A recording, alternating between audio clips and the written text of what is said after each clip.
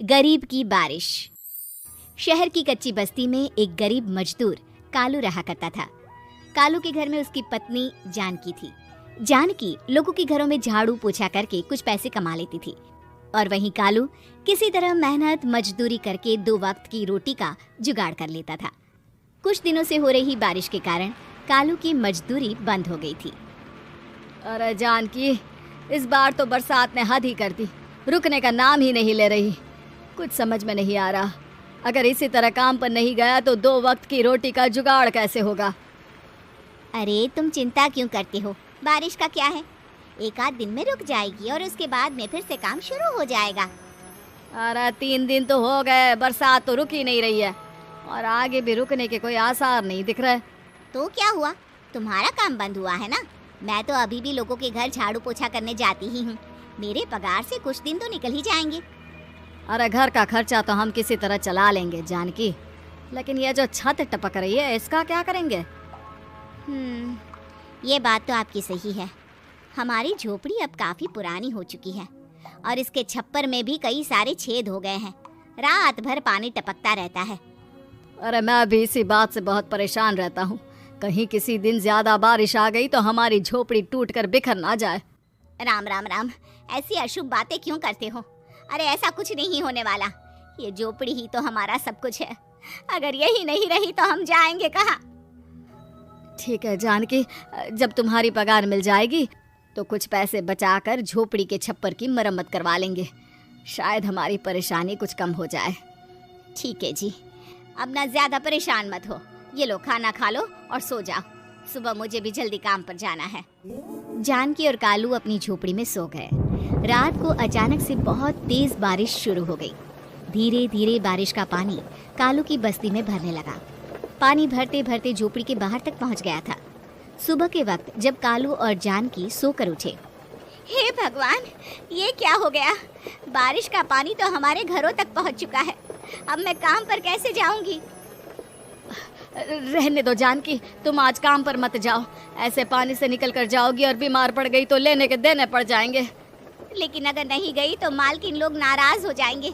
आप जानते हैं ना, बड़ी मुश्किल से 1 दिन की छुट्टी भी नहीं देती है। अरे लेकिन जानकी, झोपड़ी के बाहर तो पूरी बस्ती में पानी भरा है, तुम जाओगी कैसे। जानकी जैसे तैसे करके काम पर चली जाती है, लेकिन अगले दिन फिर से बहुत ज्यादा बारिश होती है और बस्ती में ज्यादा पानी भर जाता है। आज तो मैं तुम्हें किसी भी तरह काम पर नहीं जाने दूंगा। अरे अगर तुम्हें कुछ हो गया तो क्या होगा।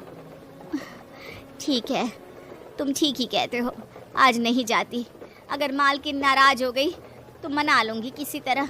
अरे मनाने वाली क्या बात है, जब तुम बताओगी कि हमारी झोपड़ी में पानी भर गया है तो वो खुद ही समझ जाएंगे ना। अगले 2 दिन तक तेज बारिश होने की वजह से जानकी, कालू और आसपास की बस्ती में रहने वाले सभी लोगों के घरों में पानी भर जाता है, जिसकी वजह से जानकी काम पर नहीं जा पाती। और 3 दिन के बाद जैसे ही जानकी काम पर पहुंचती है, कहाँ थी तुम? पिछले 3 दिनों से काम पर क्यों नहीं आई? मेम साहब क्या बताऊं, इतनी ज्यादा बारिश हो रही थी, हमारी पूरी बस्ती में पानी भर गया है और उससे भी ज्यादा तो मेरी झोपड़ी के अंदर पानी भर गया। आप ही बताइए कैसे आती मैं। इसका मतलब ये हुआ कि बारिश होगी तो तुम काम पर नहीं आओगी। ना ना, मेरे कहने का ये मतलब नहीं था मेम साहब। तुम जानती भी हो 3 दिन से कितनी परेशानी हो रही है मुझे, सारा काम मुझे खुद करना पड़ा। माफ कर दीजिए मालकिन जी, पर मैं क्या करती, आने के लिए रास्ता ही नहीं था, सब जगह पानी भरा हुआ था।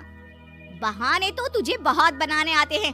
जानकी देख, अगर अगली बार ऐसा किया ना तो फिर काम से हमेशा के लिए छुट्टी। अरे ना ना मालकिन, ऐसा मत कीजिए। बारिश की वजह से मेरे पति की मजदूरी भी छूट गई है। बड़ी मुश्किल से घर में 2 वक्त खाने की रोटी का जुगाड़ हो पाता है। आप मुझे काम से निकाल देंगे तो हम क्या खाएंगे। अगर इतनी ही चिंता है तो फिर रोजाना काम पर आया करो। चलो अब जल्दी से जाकर घर का सारा काम करो।